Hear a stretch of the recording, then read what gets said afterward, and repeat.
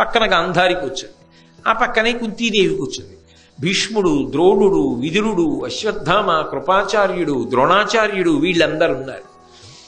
సరే, పిల్లల్ని ప్రారంభం చేయమన్నారు. ఎవరికి వచ్చిన విద్య వాళ్ళు ప్రదర్శిస్తున్నారు. భీమ దుర్యోధనుల మధ్య గదాయుద్ధం ప్రారంభమైంది. అది ఎలా ప్రారంభమైంది అంటే చివరికి ఏ స్థాయికి వెళ్ళిపోవడం మొదలెట్టిందంటే కురుక్షేత్రాన్ని తలపించేసి వాళ్ళిద్దరూ పిల్లలుగా ఉన్నప్పుడే ఒకరినొకరు చంపేసుకుంటారా అన్నట్టుగా కొట్టేసుకున్నారు. అప్పుడు మధ్యలోకి వెళ్ళి వాళ్ళిద్దరినీ కూడా విడిపించి, అశ్వత్థామ, ఇది కేవలంగా మీరు చదువుకున్న చదువుని చూపించడానికే తప్ప నిజంగా పౌరుష ప్రతాపాలతో చంపేసుకోవడానికా ఏమిటని విడదీసి వెనక్కి తీసుకొచ్చాడు. తరువాత అర్జునుడి యొక్క విలువిద్యా ప్రదర్శనం ప్రారంభమైంది. అర్జునుడు ఆ సభలోకి ప్రవేశిస్తున్నాడు. అక్కడే కుంతీదేవి కూడా కూర్చుని ఎంతో సంతోషంగా ఉంది. ఆవిడ భావనలో ఏముంటుంది, తన బిడ్డల్లో భీముడు గొప్ప గదాయుద్ధం చేస్తాడు, ధర్మరాజు గారు శూలం విసురుతాడు, ధనుర్బాణములు ప్రయోగిస్తాడు, అలాగే అర్జునుడు సకలాస్త్ర సంపన్నుడు. కాబట్టి ఇవన్నీ చూసుకుని తండ్రి లేని బిడ్డలు, ఆ తల్లి చూసుకుని ఆనందించాలి. అందులో మాద్రి కూడా లేదు. 5 యొక్క వైభవాన్ని చూసి సంతోషిద్దామని కుంతి కూడా కూర్చుంది. సుతుల విద్యా ప్రవీణత చూచువేట్క ఎంతయును సంతసంబున కుంతిదేవి రాజసన్నిధి గాంధార రాజపుత్రికలన నుండే ఉన్మీలిత నలిన నేత్ర. ఆ ధృతరాష్ట్ర గాంధారీదేవులతో కలిసి కుంతీదేవి కూడా కూర్చుని చూస్తోంది, సంతోషిస్తోంది. ఓ, నా పిల్లలన్నింటిలో పై చేయి, ఎంత బాగా విద్య నేర్చుకున్నారు, ఎంత బాగా విద్యని ప్రదర్శనం చేస్తున్నారని ఆవిడ ఎంతో ఆనందంతో ఆ అస్త్ర ప్రదర్శనాన్నంతటినీ కూడా పరిశీలనం చేస్తోంది. ఆ పరిశీలనం చేస్తుండగా అర్జునుడు సభాప్రవేశం చేశాడు. వెంటనే చూస్తున్న వాళ్ళందరూ కూడా సభికులలో పెద్ద ఎత్తున మాటలు వినపడ్డాయి. వీడే కృతహస్తుడఖిలాస్త్ర విద్యలందు, వీడే అగ్రగణ్యుడు ధర్మవిధులలోన, వీడే భరతవంశం బెల్ల వెలుగా కుంతి కడుపు చల్లగా పుట్టిన ఘనభుజుండు. వాళ్ళందరూ ఏమంటున్నారంటే, వీడే కృతహస్తుడఖిలాస్త్ర విద్యలందు, అస్త్ర విద్యలలో తిరుగులేనటువంటి మేటి ఈయనే, ఈ అర్జునుడే. వీడే అగ్రగణ్యుడు ధర్మవిధులలోన, ధర్మం తెలిసిన వాళ్ళల్లో అగ్రగణ్యుడు ఈ అర్జునుడు.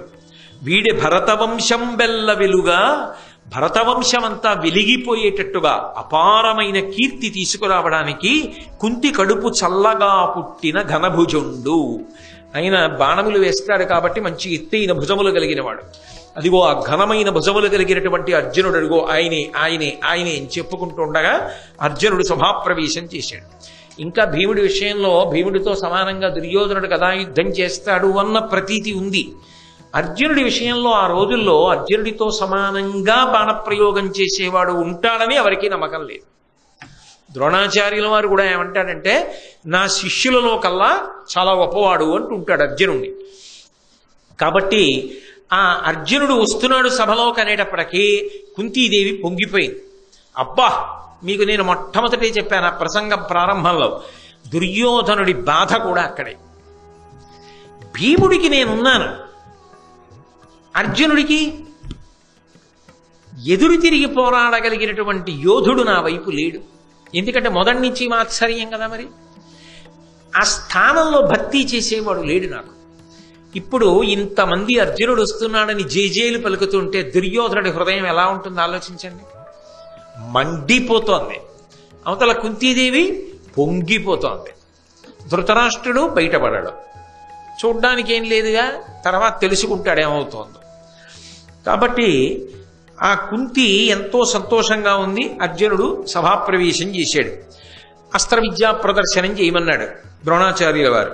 ఆగ్నేయ శరమున అతిభీకరాగ్నియు, వారుణాస్త్రమున దుర్వారజలము, అనిలబాణంబున అధికానిలంబును, మేఘాస్త్రమున మహామేఘచయము పుట్టించు, మరియును భూమి బాణంబున భూ ప్రవిష్టుండగు, భూరి ఘోర శైల బాణంబున శైలరూపము దాల్చు వీరుడు, అదృశ్యాస్త్ర విద్య పేర్మిత నదృశ్యదేహుండగు, తక్షణంబా హ్రస్వుడగు దీర్ఘుడగు సూక్ష్ముడగు రయంబుతోడ రథ మధ్య గతుడగు, దుర్గతుండు అగు మహీతల గతుడగు అద్భుతముగా. అర్జునుడు ఎన్ని అస్త్రములను ప్రయోగించాడు అంటే చూసే వాళ్ళందరూ ఆశ్చర్యపోయేటట్టుగా వారుణాస్త్రాన్ని ప్రయోగించి అద్భుతమైనటువంటి పెద్ద నీటిధారలు పడేటట్టుగా చేశాడు. అలాగే వాయవ్యాస్త్రాన్ని ప్రయోగించి గొప్ప గాలి పుట్టించాడు. మేఘాస్త్రాన్ని ప్రయోగించి పెద్ద మేఘమండలాన్ని సృష్టించాడు. భూమి బాణంబు భౌమ్యాస్త్రాన్ని ప్రయోగించి ఆయన భూమి యొక్క రూపాన్ని పొందాడు. అలాగే శైలాస్త్రాన్ని ప్రయోగించి పర్వత రూపం కింద మారిపోయాడు. అలాగే ఒకప్పుడు అదృశ్యాస్త్రాన్ని ప్రయోగించాడు, తాను కనపడకుండా పోయాడు అస్త్ర ప్రభావం చేత. ఒక్కొక్కసారి ఆయన ఒక్కొక్క అస్త్రాన్ని ప్రయోగించి ఒక్కొక్క మంత్రాన్ని ఆయన లోపల మననం చేసినప్పుడు పుట్టివాడైపోతాడు, పొడుగువాడైపోతాడు, లావుగా అయిపోతాడు, సన్నగా అయిపోతాడు. అకస్మాత్తుగా భూమి మీద కనపడతాడు, రథంలో కనపడతాడు, రథం నొగల మీద కనపడతాడు. ఇవన్నీ చూస్తే సభలో ఉన్న వాళ్ళందరికీ ఎంత ఆశ్చర్యంగా ఉంటుంది. ఆ పిల్లల్లో అర్జునుడు ఒక్కడే చెయ్యగలడు ఇలా. ద్రోణుడు కూడా అలా స్థానపట్టాడు. అందుకే ఎంత ఆనందపడిపోయి అందరూ కరతాళధ్వనులు చేస్తుంటే ద్రోణాచార్యులు వారు తెల్లగడ్డాన్నిలా ఓసారి నిమురుకుంటూ పరమానందపడిపోతూ తన శిష్యుడు ఇంత గొప్పవాడైపోయాడని ఆనందపడిపోతుంటే, కుంతీదేవి కందుల ఆనంద భాష్పాలు కార్చేస్తుంటే, దుర్యోధనుడి కడుపు మండిపోతుంటే, అర్జునుడు ఇవన్నీ చేస్తుంటే ఎంత గొప్పగా ఉంటుంది, ఎంత రసరంజకంగా ఉంటుంది ఆ కుమారాస్త్ర విద్యా ప్రదర్శనం. అప్పుడు వచ్చాడు అనుకోకుండా ఎవరు? కర్ణుడు. ఆయన సభలోకి వచ్చేటప్పటికీ ఆ రంగస్థలం మీదకి ఆయన్ని ఎవరు పిలవలేదు. మీరు ఇది బాగా గమనించాలి. ఎవ్వరూ పిలవలేదు. ఎవ్వరూ పిలవకపోయినా ఆయన వచ్చాడు. ఆ వచ్చిన వాడు ఎలా ఉన్నాడు అన్నది చెప్తున్నారు నన్నయ్య గారు. సాలప్రాంశు నిజోజ్వలత్కవచు శశ్వకుండలోద్భాసితున్ బాలార్క ప్రతిమున్ శరాసనధరున్ భద్దోగ్ర నిస్త్రంశు శౌర్యాలంకారు సువర్ణవర్ణు ఘను కర్ణాఖ్యున్ జగత్కర్ణపూర్ణాలోలగ్గును చూచి చూపరు ప్రభూతాశ్చర్యులై రచటన్. ఏమి సభాప్రవేశం చేయించారో కర్ణుడిని. అర్జునుడి కన్నా అద్భుతంగా ప్రవేశపెట్టారు. అసలు శాబ్దికమైన ప్రత్యక్ష ప్రసారం కదండి. సాలప్రాంశు ఆ కర్ణుడు రంగస్థలం మీదకి నడిచొస్తుంటేట మద్ది చెట్టు, తెల్ల మద్ది చెట్టు నడిచొస్తుంటే ఎలా ఉంటుందో అలా ఉన్నట్టంటే అంతెత్తునుంటాడు. తెల్ల మద్ది చెట్టు శ్రీశైలానికి స్థలవృక్షం, మధ్యార్జునానికి భలే ఉంటుంది. ఎప్పుడైనా మీరు తెల్ల మద్ది చెట్టుని చూశారో లేదో నాకు తెలియదు. శ్రీశైలం మీరు చూడకపోయాడు, మీ అందరూ ప్రాజ్ఞులేదో అలా అంటానంతే. మీ అందరూ అనేక మార్లు చూసి చెప్తే నేను చూసినవాడిని. తెల్ల మద్ది చెట్టుని చూడగానే విచిత్రంగా ఉంటుంది. పాలు పూసిన బెరడా అన్నట్టు ఉంటుంది. అంత తెల్లగా ఉంటుంది దాని కాండము అది. కాబట్టి అంటే దాని అర్థం ఏమిటి? తెల్ల మద్ది చెట్టులా ఉంటాడంటే. తెల్ల మద్ది చెట్టు ఏదో తాటి చెట్టులా పెరగదది. గుండ్రంగా లావుగా అంతెత్తునుంటుంది. సన్నగా ఉండి అంత పొడుగ్గా ఉన్నా వీరత్వానికి అంత అందంగా ఉండదు. బాగా లావుగా ఉండి పొట్టిగా ఉన్నా అంత అందంగా ఉండదు. లావుగా ఉండి పొడుగ్గా ఉండి తగినంత చూడగానే అబ్బా స్ఫురద్రూపి, అంత తెల్లగా ఉండి అంతెత్తున తెల్ల మద్ది చెట్టు ఎలా ఉందో అలా ఉన్నాడన్నారు అంతే నన్నయ్య గారు. అటువంటి వాడు సాలప్రాంశు నిజోజ్వల కవచం. అందులో ఆయన శశ్వత్కుండలోద్భాసితును. తెలుపు మీద మెరుపు బాగా కనపడుతుంది, నలుపు మీద కూడా కనపడుతుంది. అందుకే కదా నీలతో యద మధ్యస్థ విద్యుల్లేకే భువాస్వర లక్ష్మీనారాయణలు వస్తుంటే అంత అందంగా ఉంటుంది. నల్లమబ్బు మీద మెరుపు తీగ అందమే. తెల్లటి వాడి ఒంటి మీద బంగారం కనపడదు, కానీ ఆ బంగారం కాంతులు కనపడతాయి బాగా. తెలుపు మీద పసుపు బంగారం యొక్క కాంతులు పడుతుంటే చాలా అందంగా ఉంటుంది. ఓ ఉంగరం ఓ సన్న గొలుసో వేసుకుంటే ఎక్కడి నుంచి వస్తుందా మెరుపు? అందులోంచి ఆ బంగారం యొక్క మెరుపుని నిజానికి ఆయన ఒంటి తెలుపు కప్పేస్తుంది. ఆయన ఒంటి మీద వేసుకున్నాడో లేదో తెలియదు, కానీ ఆయన తెలుపు మీదకి ఆ కాంతి పడేంత బంగారం వేసుకున్నాడు అనుకోండి, భూషణములు కనపడతాయి. కర్ణుడి గొప్పతనం ఏమిటంటే అలా ఆయన వేసుకోక్కర్లేదు. ఆయన ఏవో మణులు హారాలు అక్కర్లేదు. ఆయనకి సహజంగా బంగారు కవచం ఉన్నది, బంగారు కుండలములు సహజంగా పుట్టుకతో ఉన్నాయి. ఇప్పుడు ఈ కాంతులు ఆ తెల్లటి ఒంటి మీద కొడుతున్నాయి. ఇప్పుడు నేను మీకు చెప్పా, భారతం అంతా తెలిసిన్న వారిగా ఆలోచించద్దు కాసేపు. ఇక్కడ వరకే మనం భారతం ఇప్పుడే మొదలుపెట్టాం, ఇవాళే చదువుతున్నాం అనుకోండి. కర్ణుడు ఎంత అందంగా ఉన్నాడు! కర్ణుడు అందగాడు కాదని మీరు ఎలా అనగలరు? చాలా అందగాడు. ఈ పద్యాలు చదువుతుంటే ఓసారి కర్ణుడిని చూస్తే బాగుండు అనిపించే అంత అందగాడు. కాబట్టి నిజోజ్జీవత్కవచు శశ్వత్కుండలోద్భాసితున్ బాలార్క ప్రతిమున్. బాలసూర్య బింబం ఉంటుందే, పసుపచ్చటి రంగులోకి వస్తుంది. ఎరుపు రంగులో ఉన్న బింబాన్ని అసలు తదేకంగా చూసి నమస్కారం చేయరు. రుద్రాధ్యాయ వ్యాఖ్యానంలో చెప్తారు దాని గురించి.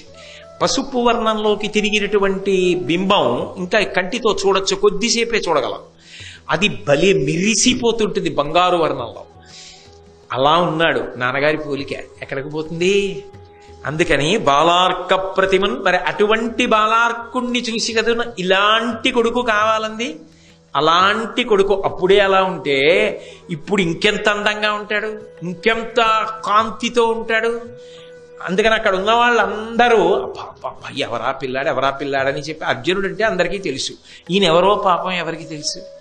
ఎంత జాలికరమైన విషయం అది నిజంగా. నిజానికి నేను భారతం చదువుకున్నప్పుడు నాకు అర్థమైనంత వరకు ఇంత అందగాడు ఎవడూ లేడు. కానీ ఆయన ఎవరో ఎవరికీ తెలియదు. ఆయన గుణముల గురించి కొంతమందికి తెలుసు. కాబట్టి శరాసనధరు చేతిలో బ్రహ్మాండమైన కోదండాన్ని పట్టుకుని ఉన్నాడు. బద్ధోగ్రనిస్త్రంశు మొలకి వాడి కత్తి ఒకటి కట్టుకుని ఉన్నాడు. ఎక్కడికి పోతాయా పౌరుష ప్రతాపాలు? ఎక్కడికి పోతుందో పరాక్రమం? ఎక్కడికి పోతుందో శౌర్యం? ఎక్కడికి పోతుంది? కాబట్టి శౌర్యాలంకారు, శౌర్యమే అలంకారంగా కలిగినవాడు. సువర్ణవర్ణు, బంగారు రంగు కలిగినవాడు. నన్నయ్య గారికి తనివి తీరట్లా, ఎన్ని మాటలు వేసేస్తున్నారో. పద్యమంతా విశేషణాలే కర్ణుడు కనపడేటప్పటికే. సువర్ణవర్ణు, ఘను, గొప్పవాడు, అంతెత్తునున్నవాడు. చూడండి, మనిషి బాగా స్ఫురద్రూప్ అనుకోండి, ఆయన్ని ఎలాగండి ఆయన గుర్తుపట్టడం ఏమిటి? అంతెత్తునుంటారు, చూడగానే గుర్తుపట్టేయచ్చు అంటారు. చూడండి, మహాత్ముల విషయంలోనూ అంతంత స్ఫురద్రూపులై అంతెత్తున అలా ఉంటారు కొంతమంది. శంకర భగవత్పాదులు ఎలా ఉంటారని అడగక్కర్లేదు. ఆయన మహానుభావుడు ఇలా చూడగానే బాలసూర్య బింబల్లా వెలిగిపోతుంటారు అంతెత్తున. శంకరాచార్యులు వారు ఎవరైనా అడగడం ఏమిటండి అనం. అలా ఘను, కర్ణాఖ్యున్, కర్ణుడిని పేరు కలిగినటువంటి వాడు. ఆయన జగత్కర్ణ పూర్ణాలోలగ్గును చూచి ఆయన కనపడగానే ఆ చుట్టుపక్కల ఉన్న ప్రజలందరూ చెవుల్లో చెప్పుకుంటున్నారట. ఆయన ఎవరికి సంబంధించిన వాడు ఎవరికి తెలియదు, కానీ ఆయన మంచి గుణముల గురించి చెప్పుకుంటున్నారు. చాలా మంచివాడయా పిల్లాడు, చాలా క్రమశిక్షణ కలిగిన వాడు, గురుభక్తి ఉన్నవాడు, ఎంత సాధన చేస్తాడో తెలుసా అని. చాలా మంచివాడు, ఎవరికి ఏదన్నా ఉపకారం చేయాలంటే ముందుంటాడు. అంటే ఇప్పటి వరకు కర్ణుణ్ణి మీరు దుష్టచతుష్టయంలో పెట్టడానికి సాధ్యం అవుతుందా? భారతం తెలివేసిన వాళ్ళలా మాట్లాడకండి. ఇక్కడ వరకు ఆయన గురించి ప్రజలు మంచిగా చెప్పుకున్నారా లేదా? అటువంటి కర్ణుడు చూపరు ప్రభూతాశ్చర్యులై రచటన్. చూసిన వాళ్ళందరూ ఇప్పటిదాకా ఏం చూస్తున్నారు? అర్జునుడు వేస్తున్న అస్త్రాలు చూస్తున్నారు. ఇప్పుడు కూడా వాళ్ళ దృష్టి దేని మీద ఉండాలి? అమ్మో, తర్వాత అర్జునుడు ఏం చేస్తాడో అని అటుండాలి. కానీ ఇంత చేసి దృష్టిని ఆకర్షించిన అర్జునుడు కర్ణుడు సభాప్రవేశం చేసేటప్పటికి ప్రజలందరి దృష్టి ఆయన వైపుకి వెళ్ళింది. అబ్బా, ఎవర్రా అలా ఉన్నాడు? కర్ణుట్ట మంచివాడు, చాలా మంచివాడు అండి. ఎవరబ్బాయి, ఏమిటి, ఎక్కడి నుంచి వచ్చాడు, ఏం చేస్తాడు ఏమో తెలియదు. ఇప్పుడు ఆ పిల్లవాడు సభాప్రవేశం చేశాడు. ధృతిదరిగి మోహమూర్ఛాన్వితయైనను సంభ్రమించి విదురుడు ప్రత్యాగత జీవ చేసినప్పుడు అతి శీతల చందనోద కాసేకమునన్. వాళ్ళిద్దరూ దెబ్బలాడుకునేటటువంటి సందర్భం ఏర్పడితే కుంతీదేవి మూర్ఛపోయింది. ఎందుకంటే చూడక చూసింది కొడుకుని. చందనపు నీళ్లు చల్లి విదురుడు ఆవిడికి స్పృహొచ్చేటట్టుగా చేశాడు. అయితే మీరు ఇక్కడ ఒకటి గమనించాలి. అలా కర్ణుడు సభలోకి ప్రవేశించగానే సభలో ఉన్న వాళ్ళందరూ అర్జునుడిని మరిచిపోయి కర్ణుడి వంక చూశారు. సభలో అర్జునుడి యొక్క అస్త్ర ప్రదర్శనం చూసి పొంగిపోతున్న కుంతికి ఈ పిల్లాడు కనబడ్డాడు. ఆ పిల్లాడు ఎవరు ఏమో తెలియదు, కానీ చాలా మంచివాడని అందరూ చెవుల్లో చెప్పుకుంటున్నారు. గుండెల్లో చప్పుల్లో వినపడింది ఆ పిల్లాడు ఎవరో. ఎవరికి? కుంతీదేవికి. అబ్బా వీడి ఇంత గొప్పవాడయ్యాడే, ధనుర్బాణాలు పట్టుకుని మొలకి కత్తి కట్టుకుని ఎలా ఉన్నాడు రా నా బిడ్డడు అనగలదా పైకి? అనడం లేదు, సాహసించలేకపోయింది. అంతటి ప్రయోజకుడు ఆయన్నే ఎవరూ తక్కువ చేయలేదు. అయినా ఆమె ఆయన గురించి ఏమీ మాట్లాడలేకపోయింది. కానీ ఆ పిల్లవాడిని చూసుకుని మాత్రం చాలా సంతోషాన్ని పొందింది, ఆశ్చర్యాన్ని పొందింది.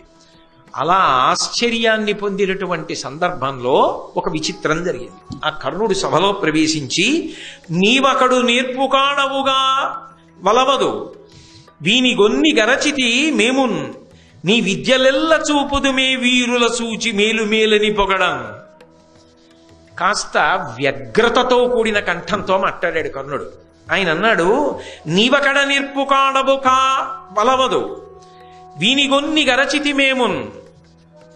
ఓ అర్జున, పెద్ద నీకే ఏదో అస్త్ర విద్య వచ్చని అనుకోకు. నీవు ఏం చూపించావో అవన్నీ నాకు వచ్చు. నీ విద్యలెల్ల చూపుదు మీ వీరుల చూచి మేలు మేలని పొగడం. నిన్ను చూసి వీళ్ళందరూ అబ్బా అర్జునుడు, అబ్బా అర్జునుడు, అబ్బా అర్జునుడు, ఘనభుజుడు, ఎంత గొప్ప గొప్ప అస్త్రాలు వేశాడంటున్నారు కదా, అవన్నీ నేను కూడా వేస్తాను. అవన్నీ వేయడం నాకు కూడా వచ్చు. నేను కూడా అటువంటి అస్త్ర ప్రదర్శన ఇస్తాను. అయితే అలా అనవలసిన అవసరం ఏమిటి? అలా ఎందుకు అండం అంటే, మీరు ఆ మాట్లాడిన తీరుని బట్టి ఒకటి గమనించాలి. అక్కడ ఏమైందంటే, దీని నేపథ్యాన్ని మీరు కొంచెం జాగ్రత్తగా పరిశీలనం చేస్తే, అర్జునుడికి అవకాశం ఇచ్చినట్టే కర్ణుణ్ణి కూడా పిలిచి సభలో, ఈయన కర్ణుడు, ఈయన కూడా గొప్పగా అస్త్రములను ప్రదర్శిస్తాడు, ఈయన ఫలానా వారి బిడ్డడు, ఈయన ఇలా విద్య నేర్చుకున్నాడు, ఇప్పుడు ఆ పిల్లవాడు చూపించేటటువంటి అస్త్ర విద్యా ప్రదర్శనం చూడండి అనేవాళ్ళుంటే కర్ణుడి జీవితం ఇంకొకలా ఉండేది. అలా అనేవాళ్ళు లేరు. అర్జునుడు ఎంత కష్టపడి నేర్చుకుంటున్నాడో తాను అంత కష్టపడి నేర్చుకుంటున్నాడు. కానీ కర్ణుడి జీవితంలో భంగపాటులు ఎక్కడ జరిగిపోయాయంటే, ద్రోణాచార్యుల వారు విద్య నేర్పాడు కానీ అర్జునుడే నా దగ్గర విలువిద్య నేర్చుకున్న వాళ్ళందరిలోకి అధికుడవుతాడు అన్నాడు. అంటే ప్రత్యేకమైన ప్రీతి అర్జునుడి పట్ల చూపించాడు అన్నది నిర్వివాదాంశం కదా. భారతం చదివిన వాళ్ళకి ఎవరికైనా అర్థం ఉంది. వచ్చెడువాడు ఫల్గునుడు అవశ్యము గెలుతు మనంగరాదు అన్నాడు. ఒకప్పుడు అర్జునుడు వస్తుంటే పొంగిపోయాడు గోగ్రహణ సమయంలో. అయినప్పుడు గురువు గారికి అర్జునుడంటే పక్షపాతం. పక్షపాతం అంటే అర్జునుడంటే ఎక్కువ ప్రీతి ఉంది. అందరూ పాండురాజకుమారుడు, పాండురాజకుమారుడు, పాండురాజకుమారుడు అంటాడు. అబ్బా ఎంత అందగాడో అంటారు. ఆయన కానీ అస్త్రప్రయోగం చేస్తేనా అంటారు, చప్పట్లు కొడతారు. ఏం కర్ణుడికి ఏం తక్కువ? ఆ మాటకొస్తే సహజ కవచకుండలాలు కూడా ఉన్నాయి, ఎక్కువేగా. అర్జునుడు ఏం చేస్తాడో అవన్నీ చేస్తాడు. కానీ తనెందుకు తెలియలా ఎవరికి? తననెందుకు ఆదరించరు? అంటే ఆనాటి సమాజంలో కర్ణుడు బాధపడ్డానికి ఏదో ఒక బలమైన కారణం ఉంది. ఆ బలమైన కారణానికి కర్ణుడి యొక్క మనస్సు వ్యధ చెంది ఉన్నది అన్నది మాత్రం పక్కన పెట్టలేని నిర్వివాదాంశమైనటువంటి అంశం. అదైన గుండెల్లో గూడు కట్టుకున్న బాధ. ఆ బాధ వ్యగ్రతగా వచ్చింది. నీకే వచ్చనుకుంటున్నావా? అవి నేను ప్రదర్శించగలను. ఈ మాట అనగానే అంత మాట అర్జునుడిని ఎవరన్నా అంటారని ఎవరు ఊహించలేదు. ఈ మాట ఏదో సణిగినట్టుగా కాదు, గొణిగినట్టుగా కాదు, ప్రకటనంగా అందరూ వినేటట్టుగా ఝంకారంతో మాట్లాడాడు. అంటే నాకు ఒక్క అవకాశం ఇవ్వండి, నేను ఎంతటి తేజోమూర్తినో ఎంత ప్రజ్ఞాశాలినో నిరూపణం చేస్తాను. ఎందుకు నా గురించి ఎందుకు రాదు సభలో? నా గురించి ఎందుకు 10 మంది అలా ఆదరించరు? నాకెందుకు విద్యాభ్యాసం అలా ఇవ్వరు? నన్నెందుకు అలా ఎక్కువ ప్రేమతో చూడరు? ఎక్కడో ఆయన మనసులో ఏదో ఆక్రోశం ఉంది. ఆ ఆక్రోశం బయటపడిపోయింది. ఆ ఆక్రోశం ఏమైపోయిందంటే, ఆయనకి తెలియకుండానే అది అర్జునుడి పట్ల మాత్సర్యంగా ఏర్పడింది. పెట్టి పుట్టినవాడు అర్జునుడు. పాండురాజు కొడుకు అంటారు, కుంతీదేవి కొడుకు అంటారు, తండ్రి చిన్నతనంలో చచ్చిపోయినా అంత వృద్ధిలోకి తీసుకొచ్చారు. తాతగారు భీష్ముడు ఒళ్ళో కూర్చోబెట్టుకుంటాడు. ద్రోణాచార్యుల వారు అందరికన్నా గొప్పవాణ్ణి చేస్తానని విలువిద్య నేర్పుతాడు. అంతఃపురంలో ఉంటాడు. నాకేం రాదు, నేను అలాగే విలువిద్య నేర్చుకోగలను, నేను అలాగే గురి చూసి కొట్టగలను. పాపం మహానుభావుడు, ఆయన కుంతీసుతుడు, ఆయన సూర్యసుతుడు, ఆయనకున్న శౌర్య పరాక్రమాలు ఆయనకున్నాయి, కానీ అవి రాణించకుండా పోయే దురదృష్టవంతుడు. నేను ఎన్ని మాటలు చెప్పాలి దానికి కారణం? ఎక్కడో జరిగిన ఒక పొరపాటు ఆయన్ని కాల్చింది. నాకెందుకు లేదు ఈ గుర్తింపు? అన్ని విధాలా సమానుణ్ణి కాదు, అధికుణ్ణి ఆ మాటకొస్తే, కానీ నాకు గోడ చేరుపు లేదు. ఇది ఆయన ఆక్రోశం. ఈ అర్జునుడికి ఇంత పేరు వస్తోంది, నిజానికి అంత అర్హత నాకున్నా నాకు రావట్లేదు. ఈ బాధ అర్జునుడి పట్ల మాత్సర్యంగా మారింది. అది పరిణితి లేని వయస్సు. అంత పరిణితి కర్ణుడికి ఉండాలని చెప్పడం కూడా సాధ్యం కాదు. నిర్మోహమాటంగా మాట్లాడితే, నిస్సంకోచంగా మాట్లాడితే, ఎప్పుడు తప్పు చేసినప్పుడు తప్పు, ఒప్పు చేసినప్పుడు ఒప్పు, తప్పుని ఒప్పుని ఒకటి చేసి మాట్లాడడం పక్షపాతరహితంగా గ్రంథాన్ని పరిశీలనం చేయడం కాదు. కాబట్టి ఉన్నది ఉన్నట్టే మాట్లాడాలి. ఇది అర్జునుడి పట్ల మాత్సర్యంగా మారింది కర్ణుడికి. అందుకే నాకు కూడా ఒక అవకాశం ఇవ్వండి అని ఆయన ద్రోణుణ్ణో కృపాచార్యుల వారినో ఎవరినో అడగలేదు. ఆయన అర్జునుడిని ఉద్దేశించి మాట్లాడాడు సభలో. అప్పుడు అర్జునుడి తప్పేమిటి? ఆయనకు అవకాశం ఇచ్చారు, ఆయన అస్త్ర విద్యా ప్రదర్శనం ఆయన చేశాడు, అంతవరకే కదా. కానీ అల్లో ఇంతమంది జేజేలు పలుకుతున్నారే సభలో, ఇంతమంది గొప్పవాడు, ఘనభుజుడు, పాండురాజకుమారుడు, కుంతీసుతుడు, అర్జునుడు ఇంత పొగుడుతున్నారు, ఇవి నీ చేయలేనా? అవలీలగా చేస్తారు. అన్నయ్య గారు ఒక మాట అన్నారు కూడా, ఇవన్నీ అవలీలగా చేశాడు కర్ణుడు అన్నారు. అంటే అర్జునుడి కన్నా ఎలా తక్కువ ఆ స్థాయిలో? తక్కువ అని చెప్పడం కుదరదు. కానీ మీరు ఒకటి ఆలోచించండి, మరి ఏ రకంగానూ తక్కువ కాకపోయినా ఆ అవకాశం రానప్పుడు, ఆ కీర్తి రానప్పుడు, ఆ ఆదరణ లోపించినప్పుడు, అటువంటి ప్రోత్సాహం లభించినప్పుడు ఆయన మనసు బాధపడితే అది ఎలా తప్పడతారు మీరు? సమర్థనీయమే, కానీ పరిణితి లేని స్థితి అర్జునుడి పట్ల మాత్సర్యంగా మారింది. ఇది పెట్టుబడైంది దుర్యోధనుడికి. వెంటనే అర్జునుడు చూశాడు. ఆయన అనుకున్నాడు, ఇక పూర్వం ద్రోణాచార్యుల వారి దగ్గర ఆయన విద్యాభ్యాసం చేస్తుండగా చూశాడు అర్జునుడు. అనినా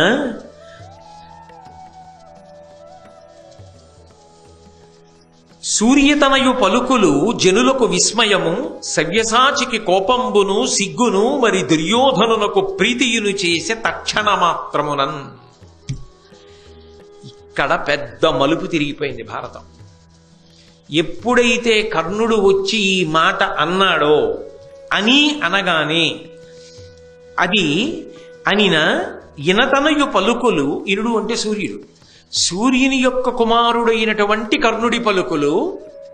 ఎందుకని ఆయన సూర్యపుత్రుడేగా. శౌర్యము, ఆ పరాక్రమము అవన్నీ తేజోంశ సంభవములు.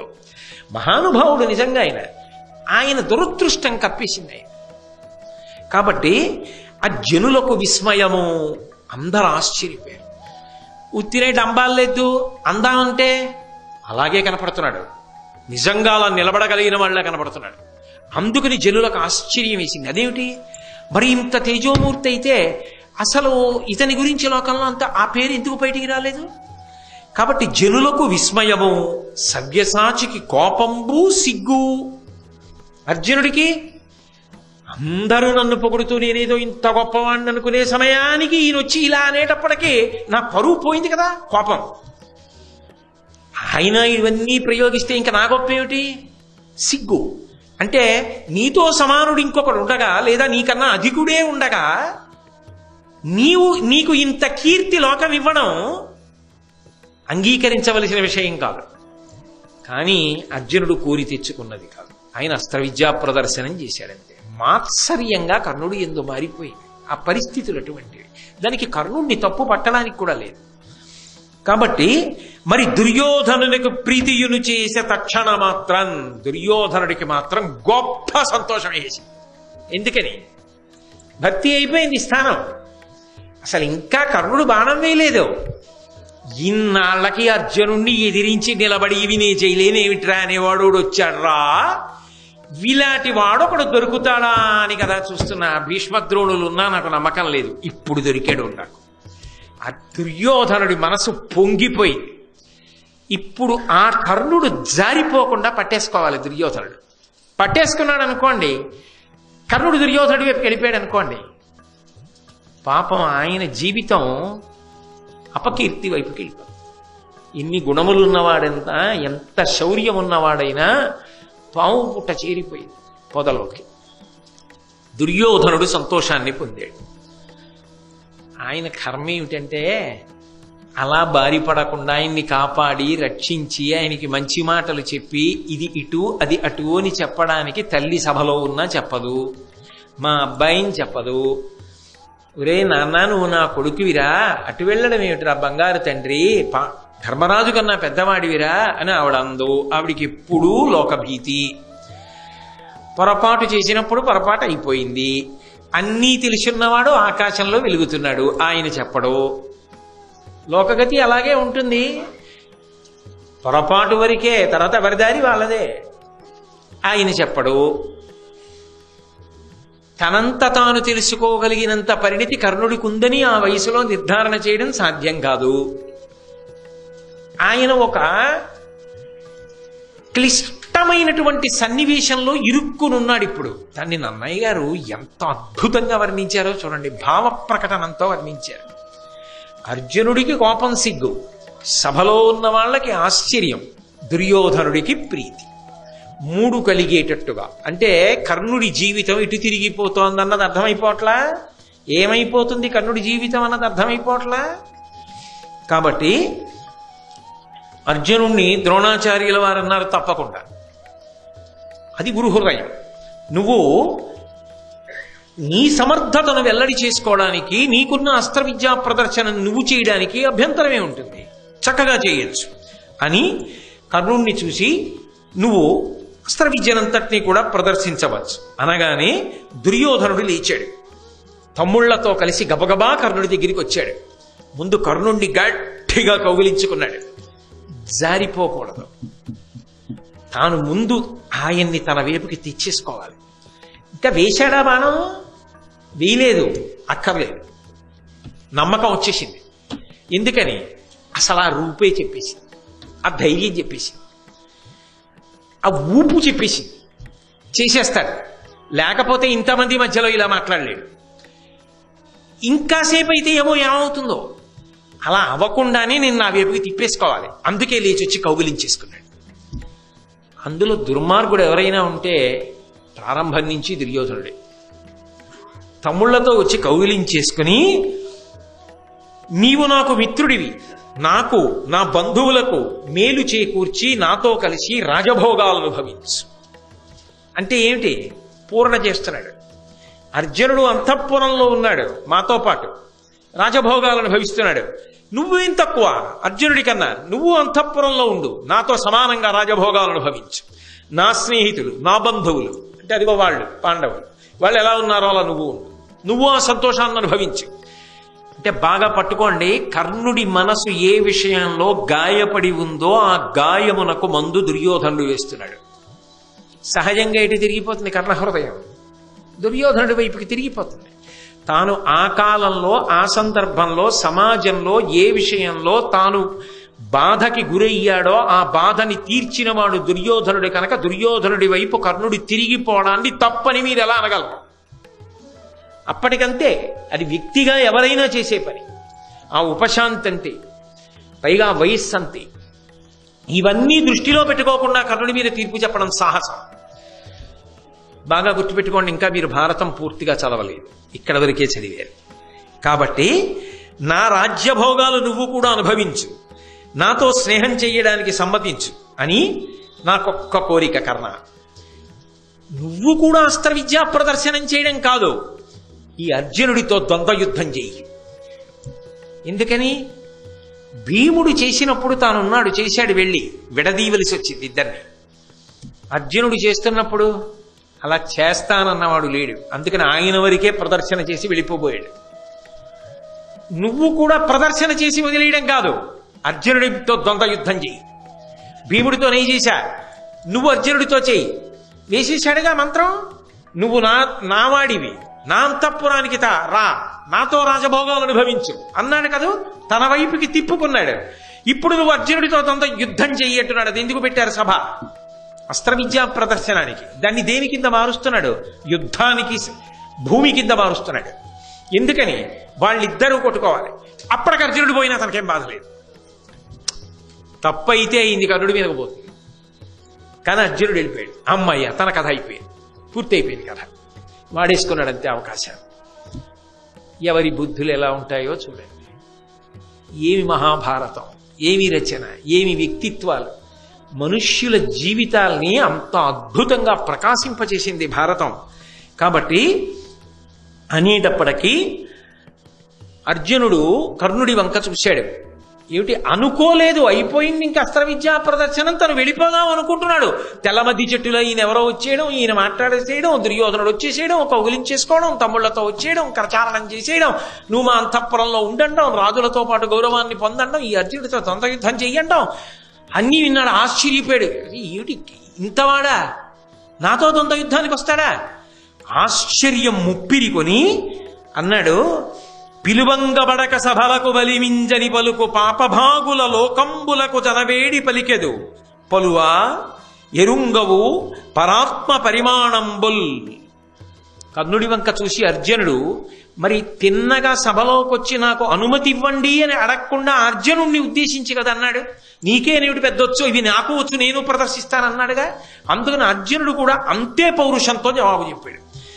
అసలు పిలవకుండా సభలకు వచ్చి బలవంతంగా వేదికలు ఎక్కుతామన్న వాడికి ఏ పాపం చుట్టుకుని ఏ లోకానికి పోతాడో ఆ లోకానికి పోతాడు. నిన్ను ఎవరు పిలిచారు ఇక్కడికి వచ్చి అస్త్ర విద్యా ప్రదర్శనం చేయమని? బలవంతంగా సభలో ప్రవేశించి నేను అస్త్ర విద్యా ప్రదర్శనం చేస్తాను, నీకే వచ్చా నాకు వచ్చంటావేమిటి అని పలువా దుర్మార్గుడా ఎరుంగవు పరాత్మ పరిమాణంబుల్.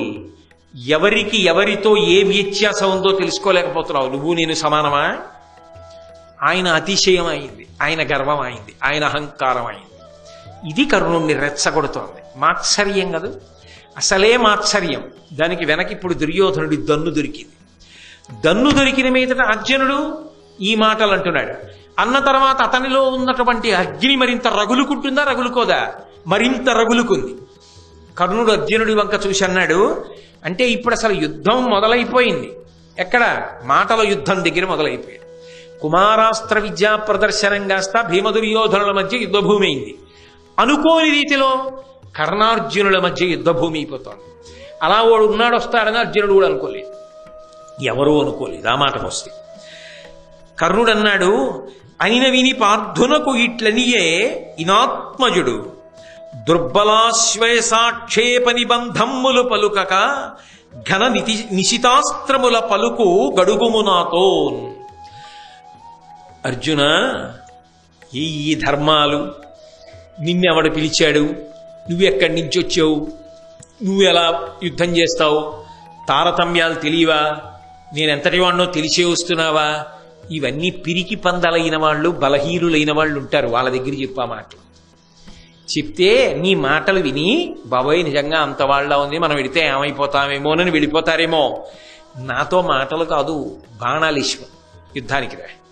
అంతేకాని ఈ మాటలన్నీ ఎందుకు? ఇన్ని మాటలు అక్కర్లేదు, బాణాలి నేను వేస్తాను, తెలిసిపోతుంది ఎవరో. దానికి మాటలు ఎందుకయా?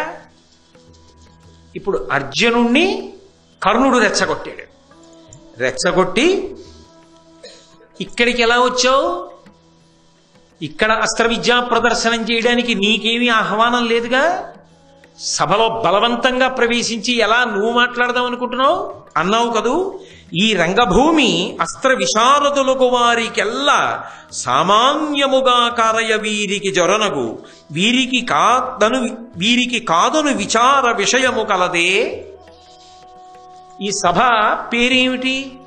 కుమారాస్త్ర విద్యా ప్రదర్శనము. ద్రోణాచార్యుల వారి దగ్గర విద్యాభ్యాసం చేసినటువంటి పిల్లలు ఎవరున్నారో వాళ్ళు నేర్చుకున్నవి ప్రదర్శించడానికి ఏర్పాటు చేయబడిన రంగస్థలం.